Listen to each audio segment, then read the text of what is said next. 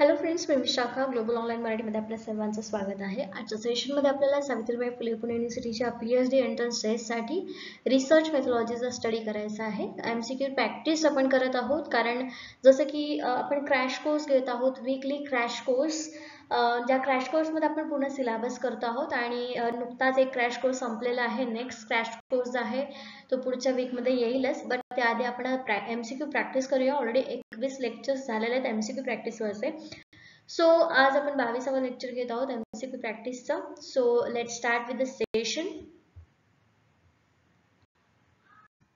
Session start करण्यापूर्वी एक important सूचना किंवा संधी आहे. त्या स्टुडंटसाठी जे स्टुडंट्स यावर्षीची एक्झाम टार्गेट करतायत त्यांच्यासाठी स्पेशली पार्ट 1 रिसर्च मेथॉलॉजीचा जो आहे या पेट एक्झाममध्ये, त्याच्यासाठी एक फुल कोर्स घेऊन आलो स्पेशली ऑन रिसर्च मेथॉलॉजी. या फुल कोर्समध्ये आम्ही तुम्हाला देणार आहोत संपूर्ण अभ्यास करून मॉक टेस्ट, संपूर्ण अभ्यास करून notes, video lectures plus daily live lectures, 1500 plus MCQ PDF. या फुल कोर्सची फीस आहे 799 रुपये आणि इकडे दिलेला व्हॉट्सअप नंबरला मेसेज करून तुम्ही लगेचच कोर्सला जॉईन होऊ शकता. अशा पद्धतीने हा कोर्स डिझाईन केलेला आहे, जो तुम्ही कधीही बघून लगेचच कोर्सला जॉईन होऊ शकता, प्रिपरेशन करू शकता आणि विदाउट एनी हेजिटेशन तुम्ही कंप्लीट करू शकता. ठीक आहे.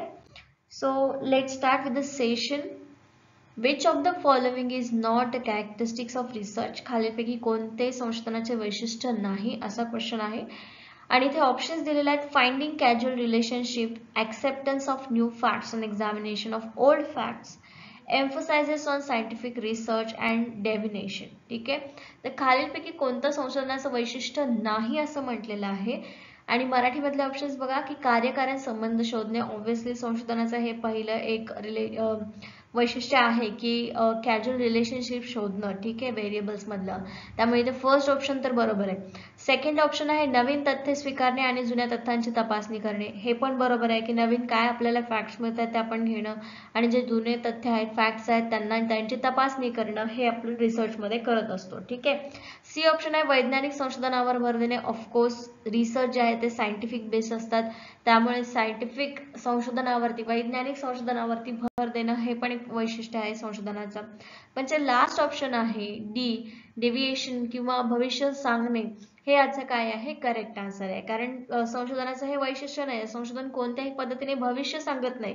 हा, कन्क्लुजन मध्ये जे काय आयडिया आलेला आहे, तुम्हाला एखाद्या रिसर्च मधून जी काय इन्फॉर्मेशन मिळाले, त्या इन्फॉर्मेशन वरून तुम्ही तुमचं हे करू शकता की खबरदारी घेऊ शकता, पण ते भविष्य सांगत नाही. ठीक आहे. त्यामुळे डी ऑप्शन येथे काय आहे? करेक्ट आहे. The next question, give complete form of APA method of references.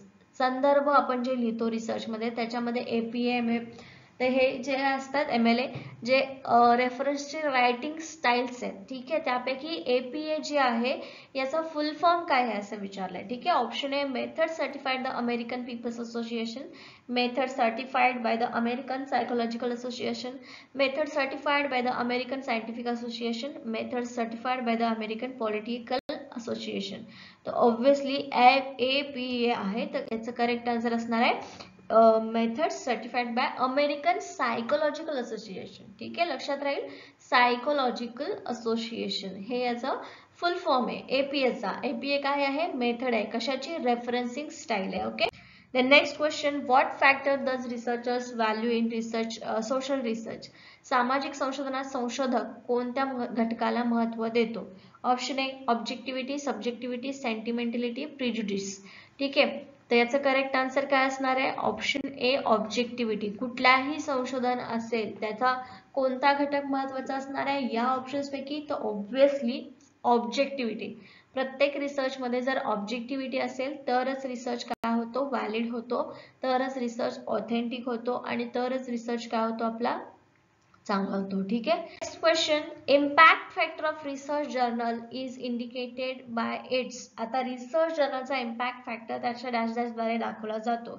जो रिसर्च जर्नल, तुम्हाला माहिती आहे वेगवेगळे रिसर्च जर्नल पब्लिश होत असतात, पण त्या रिसर्च जर्नलचा इम्पॅक्ट किती पद्धतीने झालेला आहे, किती कोणत्या कोणत्या फॅक्टर्सद्वारे दाखल झालेला आहे, हे तुम्हाला कोणत्या फॅक्टरद्वारे दाखवला जातो? Option A the quality, the limitations, cost and popularity. कशावरून समजेल इम्पॅक्ट फॅक्टर रिसर्च जर्नलचा? तर याचं करेक्ट आन्सर आहे option A the quality of the research magazine, research journal. Research जर्नलचा, रिसर्च मॅगझिनचा क्वालिटी आणि गुणवत्ता या फॅक्टरद्वारे काय होतो, इम्पॅक्ट पडतो. इंडिकेशन जे आहे, इंडिकेटर जे आहे इम्पॅक्ट फॅक्टरचा ते आहे the quality. Okay, option A correct. Next question आहे व्हॉट इज अ हायपोथेसिस. गृहीतक म्हणजे काय.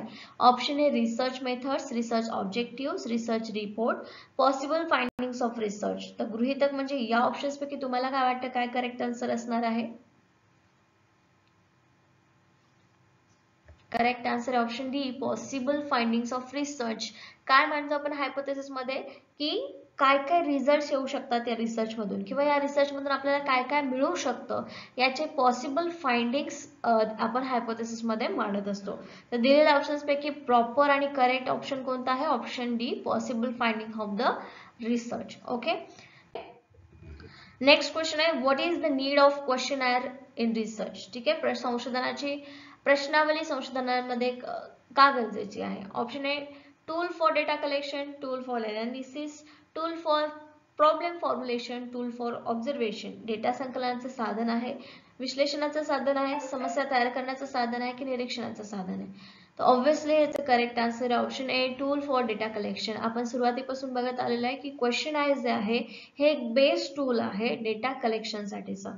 Okay, so first option is a correct answer for this question.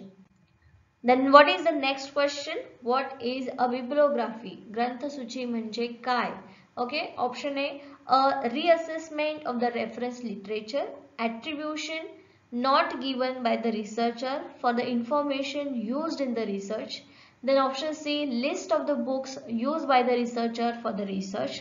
Then option D, a list of the speculative hypothesis. बघा ते इथे मराठीमध्ये पण संदर्भ साहित्याचं पुनर्मूल्यांकन. ठीक आहे, रेफरन्स लिटरेचर. संशोधनात वापरलेल्या माहितीसाठी संशोधकांनी दिलेले श्रेय नाही. Okay, not given by the researcher, attribution not given by the researcher for the information. Okay, संशोधकाने संशोधनासाठी वापरलेल्या पुस्तकांची यादी, सट्टा गृहीतकांची यादी. तर याच्यामध्ये डी ऑप्शन तर ऑब्व्हियसली नॉट, कारण हायपोथेसिसशी रिलेटेड नाहीये बिब्लिओग्राफी. मग बिब्लिओग्राफी कशाशी रिलेटेड आहे, ग्रंथसूचीशी. तर मग याच्यामध्ये फर्स्ट ऑप्शन जे आहे ते लिहिलेलं आहे की पुनर्मूल्यांकनासाठी वापरतो. नो, ग्रंथसूची आपण पुनर्मूल्यांकनासाठी वापरत नाही. मग राहिलं ऑप्शन बी आणि सी.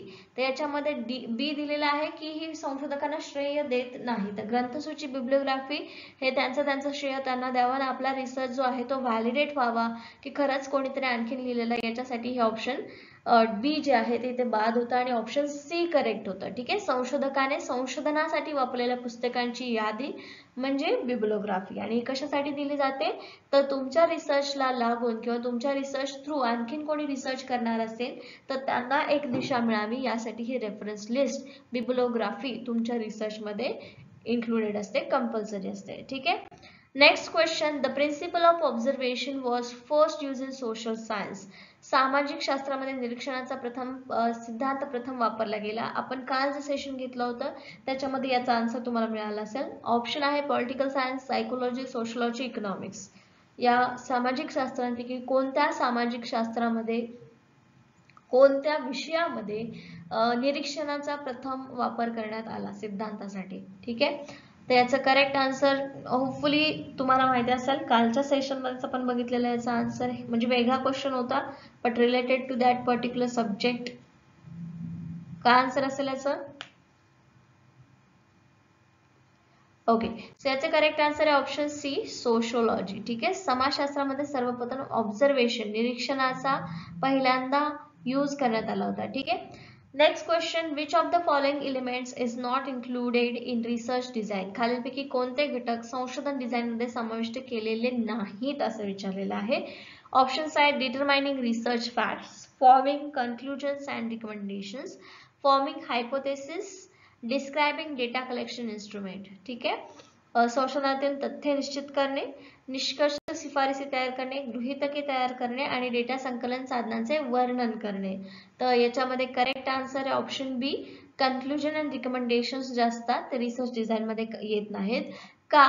तर कारण रिसर्च अँड डिझाईन मध्ये तुम्ही काय रिसर्च करणार आहात, तुम्ही कुठला डेटा गोळा करणार आहात, तुम्हाला काय प्रूव्ह करायचं आहे, तुमचे हायपोथेसिस काय आहे, तुमच्या रिसर्चचे ऑब्जेक्टिव्ह काय आहेत, कोणते कोणते बुक्स तुम्ही रेफर केलेले आहेत त्या रिसर्चसाठी, हे तुम्हाला लिहायचं असतं. पण त्याच्यातून कन्क्लुजन आणि कन्क्लुजन काय येईल आणि त्याच्यावरती रिकमेंडेशन तुम्ही काय देणार आहात, हे ऑलरेडी रिसर्च डिझाईन मध्ये तुम्ही लिहू शकत नाही. हे तुमचा रिसर्च कंप्लीट झाल्यावरती तुम्हाला आउटपुट मिळतात.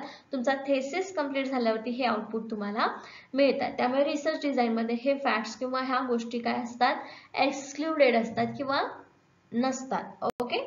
The next question, which while sending the questionnaire to the respondent they are sent a, उत्तरदात्यांना प्रश्नावली पाठवताना त्यांना काय पाठवलं जातं. ऑप्शन ए किंवा त्याला काय म्हटलं जातं, invitation letter, cover letter, attachment letter, reminder letter and request letter. तर obviously the correct answer option B, cover letter, attachment letter. म्हणजेच त्याच्यामध्ये प्रश्नावली पाठवली जाते आणि त्याच्यामध्ये तुमचं लेटरही लिहिलेलं असतं की काय पर्पज आहे, कशासाठी तुम्ही हे जी क्वेश्चन आहे ते पाठवलेले आहे, याच्यामध्ये तुम्हाला काय करायचं आहे. ओके. तर थोडक्यात इन्फॉर्मेशन देऊन तुम्ही त्याच्यासोबत क्वेश्चन पाठवलेले असते. ओके. नेक्स्ट क्वेश्चन, प्लॅगरिझम मीन्स, साहित्याची चोरी म्हणजे काय. आता साहित्याची चोरी म्हणजे पुस्तक चोरून नेणं असं आहे का, नाही. मग काय, option A impact factor, using others research without attributions, criticisms and copyright. आता याच्यात ऑप्शन जर तुम्ही बघायला गेला तर कदाचित साहित्याची चोरी म्हणजे दुसरे ऑप्शन्स तुम्हाला करेक्ट वाटू शकतात.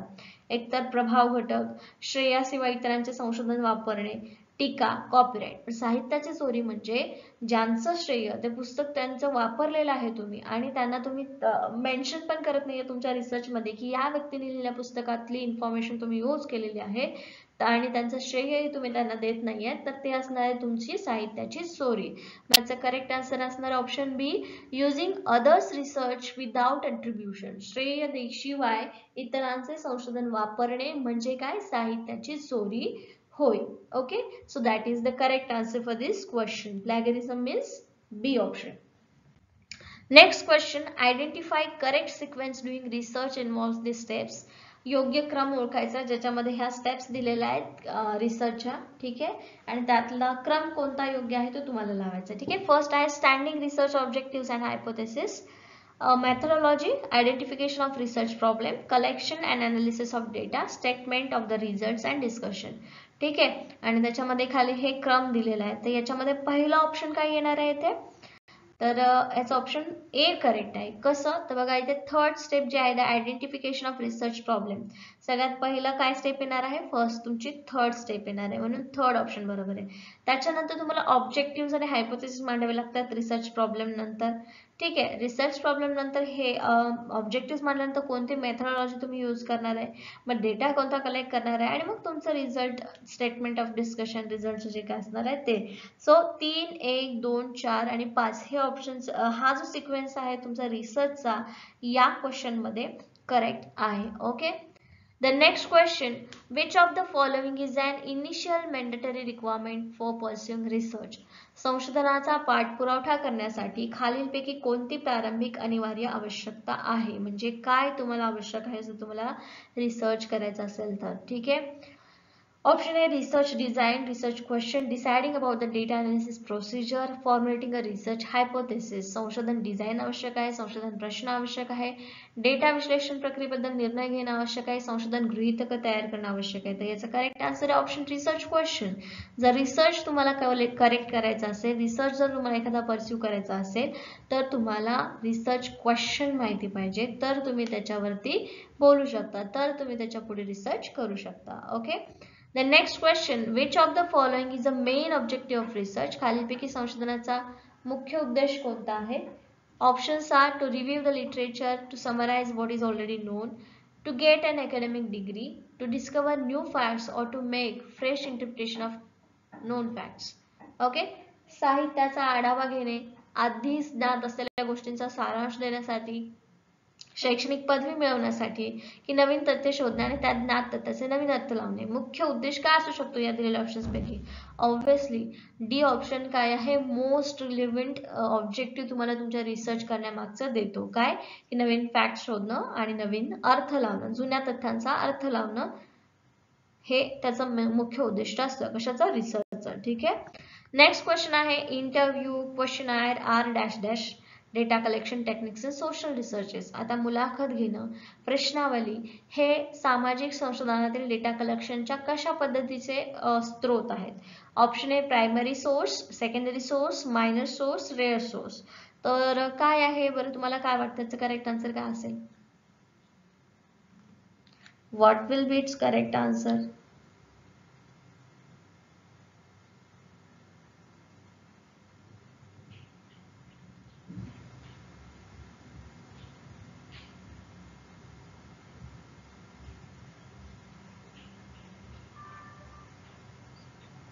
Okay, so correct answer is obviously correct. The primary data source. Primary data source म्हणजे काय मी सांगितलं होतं, ज्यामध्ये तुम्ही स्वतः ॲज अ पर्सन तिथे इन्फॉर्मेशन कलेक्ट करण्यासाठी असता, तर ते असतं तुमचा प्राथमिक डेटा सोर्स. आणि सेकंडरी म्हणजे सेकंड पर्सन म्हणून तो डेटा यूज करताय, दॅट इज सेकंडरी. ओके, जशा पद्धतीने लक्षात ठेवाल तुम्हाला लगेच समजेल की कोणता प्रायमरी आहे कोणता सेकंडरी. ओके, नेक्स्ट क्वेश्चन आहे report writing and presentation are the dash dash stages of research process. अहवाल लेखन आणि सादरीकरण हे संशोधन प्रक्रियेचे डॅश डॅश टप्पे आहेत. कोणते टप्पे आहेत? फर्स्ट, फायनल, मिडल आणि third. Obviously the correct answer is final stage. Report आणि प्रेझेंटेशन आपण कधी देतो? जेव्हा आपला रिसर्च जो आहे तो पूर्णपणे कंप्लीट झालेला असतो. ठीक आहे, त्याच्यातून आपल्याला जे काय फाइंडिंग्स असतात, जे काय आपले ऑब्जेक्टिव्ह असतात ते आपण इथे कव्हर केलेले असतात, त्यावेळेसच आपण त्याचं रिपोर्ट रायटिंग करतो. ठीक आहे, तर त्यामुळे ऑप्शन बी फायनल अंतिम टप्पा आहे रिसर्चचा. Okay, next question, what is value oriented research? मूल्याभिमुख संशोधन म्हणजे काय? ऑप्शन आहेत comparative research, qualitative research, numerical research, logical research. आता या रिसर्च पैकी कोणता रिसर्च व्हॅल्यू ओरिएंटेड आहे, ज्याच्यामध्ये व्हॅल्यू ऍड केली जाते किंवा त्याच्यावरून व्हॅल्यू आपल्याला मिळते, तो रिसर्च आहे क्वालिटेटिव्ह रिसर्च. क्वालिटेटिव्ह रिसर्च मध्ये काय असते? गुणात्मक संशोधनामध्ये काय असतं? पूर्णपणे डिस्क्रिप्टिव्ह असते, पण क्वालिटी नॉलेज किंवा क्वालिटी फॅक्ट्स आपण त्याच्यामध्ये मांडत असतो आणि त्यामुळे त्याला आपण व्हॅल्यू ओरिएंटेड रिसर्च असं म्हणतो, मूल्याभिमुख संशोधन असं म्हणतो. ठीक आहे, तर त्यामुळे त्याला आपण मूल्याभिमुख संशोधन, गुणात्मक संशोधन किंवा क्वालिटेटिव्ह रिसर्च हे एकाच काय म्हणता येईल, एकाच बांध्यातील किंवा एकाच पिशवीतील रिसर्च आहेत असं आपण म्हणू शकतो, किंवा एक नाव आहे दोघांनाही असं म्हणू शकतो. Okay, the next question, what is called testing methods? चाचणी पद्धतींना काय म्हणतात? Option a critical methods, logical method, different methods आणि मेथडॉलॉजी. ठीक आहे, टेस्टिंग मेथड. टेस्टिंग मेथड म्हणजे काय की आपल्याला चाचणी घ्यायची आहे, टेस्ट करायचं आहे, तर त्या पद्धतीला काय म्हणतात? करेक्ट आन्सर आहे मेथडॉलॉजी. मेथडॉलॉजी का म्हणतात? कारण मेथडॉलॉजी मध्ये पण काय करतो आपण? एक प्रश्न घेतो, त्याला त्याचं हायपोथेसिस मांडतो, मग डेटा कलेक्ट करतो, डेटा कलेक्ट करून मग तो हायपोथेसिस टेस्ट करतो आणि मग त्याच्यातून आपल्याला काय कन्क्ल्युजन निघतं, जे काय हायपोथेसिस आपण मांडलेला आहे, जो काय आपण प्रश्न मांडलेला आहे त्याच्यावरती आपल्याला करेक्ट आन्सर मिळतं, त्याच्यावरती सोल्युशन आपण शोधतो. So this is the methodology, पद्धत आहे. तर चाचणी पद्धतीला आपण मेथडॉलॉजी असं पद्धती असं म्हणू शकतो. Okay, so option D is the correct answer here. The next question, research can be classified as, संशोधन असे वर्गीकृत केले जाऊ शकते. Option A basic applied action, quantitative qualitative research, philosophical historical survey and experimental research, D all of the above. तर संशोधनात कोणत्या कोणत्या घटकात वर्गीकृत केलं जाऊ शकतं? मूलभूत उपयोजित कृती संशोधन, परिमाणात्मक, गुणात्मक, तात्विक, ऐतिहासिक, सर्वेक्षण आणि प्रायोगिक संशोधन. आणि option D all of the above. All of the above options इथे करेक्ट असणार आहेत, कारण या सगळ्याच ग्रुपमध्ये किंवा या सगळ्याच प्रकारांमध्ये रिसर्च काय केलं जाऊ शकतं? कॅरीड आउट केलं जाऊ शकतं, क्लासिफाय केलं जाऊ शकतं. Okay, so option D is the correct answer. The next question is what is objective research? वस्तुनिष्ठ संशोधन म्हणजे काय? Option A numerical, comparative, qualitative, all of this. तर याच्यामध्ये ऑब्जेक्टिव्ह रिसर्च म्हणजे काय? तर न्यूमेरिकल, ऑब्जेक्टिव्ह वस्तुनिष्ठ, न्यूमेरिकल पर्टिक्युलर. ऑब्जेक्टिव्ह म्हणजे काय? आता आपण रिसर्च म्हणतो, रिसर्चची वैशिष्ट्य आहे ऑब्जेक्टिव्हिटी. ऑब्जेक्टिव्हिटी म्हणजे काय की पर्टिक्युलरपणा त्या रिसर्चमध्ये आला पाहिजे, जे तुम्हाला दाखवायचं आहे ते तुम्हाला दाखवता आलं पाहिजे, ऑब्जेक्टिव्हिटी. त्याच्यामध्ये ऑब्जेक्टिव्ह रिसर्च म्हणजे संख्यात्मक रिसर्च अशा पद्धतीने तुम्ही म्हणू शकता. Okay, option A. The next question, which of the following is a secondary source of research? खालीलपैकी कोणता संशोधनाचा दुय्यम स्रोत आहे, सेकंडरी स्रोत आहे? Observation, books, interview, A and C. तर याच्यामध्ये लक्षात घ्या, फर्स्ट प्रायमरी सोर्स म्हणजे जिथे तुम्ही स्वतः डेटा कलेक्ट करता, सेकंडरी म्हणजे ॲज अ सेकंड पर्सन म्हणून तुम्ही तो डेटा घेत आहात, तर याच्यामध्ये सेकंडरी स्रोत कोणता येणार आहे? ऑप्शन बी बुक्स. ठीक आहे, ऑब्झर्वेशन ऑब्व्हियसली आपण मागे बघितलेलं आहे की हा प्रायमरी डेटा सोर्स आहे. मग ए ऑप्शन नाही आहे तर डी ऑप्शन पण नाही येणार, कारण तिथे ए आणि सी आहे. ए आणि सी नाही आहे, मग ऑप्शन राहिले बी आणि सी. बी आणि सी मध्ये पण इंटरव्ह्यू आपल्याला माहिती आहे that is a primary source. So option B जो आहे पुस्तके हा एकच राहिला जो सेकंडरी सोर्स ऑफ रिसर्च असणार आहे. ओके, म्हणून बी आन्सर करेक्ट आहे. Next question, which of the following is a authenticity of research finding? खालीलपैकी कोणते संशोधन निष्कर्षाची सत्यता तपासतात? Option A objectivity, originality, validity आणि option D all of this. तर काय तपासतात? त्याचं करेक्ट आन्सर ऑप्शन डी वस्तुनिष्ठता, ओरिजिनलिटी, व्हॅलिडिटी या तिन्ही गोष्टी ज्या आहेत ते निष्कर्षाची सत्यता, व्हॅलिडिटी, ऑथेंटिसिटी तपासतात किंवा दर्शवतात. ओके, त्यामुळे ऑप्शन डी इथे करेक्ट आहे.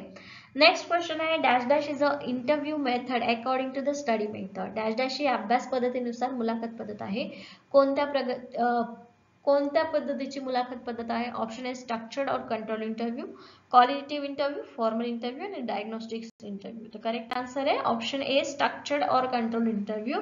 ही तुमची स्टडी मेथड जी आहे त्या पद्धतीनुसार केलेली एक मुलाखत असते. स्ट्रक्चर्ड अँड कंट्रोल इंटरव्ह्यू म्हणजे काय की जो तुम्ही आधीच ठरवलेला आहे आणि तो तुम्ही प्रश्न विचारायला तिकडे जात आहात, तर दॅट इज द स्ट्रक्चर्ड और controlled interview. Okay, so option A is correct here.